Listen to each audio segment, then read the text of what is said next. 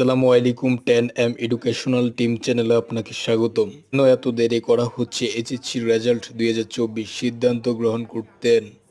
এমন প্রশ্নের জবাবে ঢাকা বোর্ডের চেয়ারম্যান বলেন, রেজাল্ট তৈরি করার বিষয়টি শিক্ষা বোর্ড অর্থাৎ আমরা দেখব।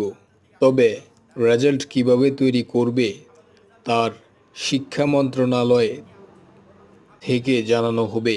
শিক্ষা মন্ত্রণালয়কে আমরা বিভিন্ন প্রস্তাব দিয়েছি, তারা এখন পর্যন্ত সেই প্রস্তাবের অনুমোদন প্রদান করেননি।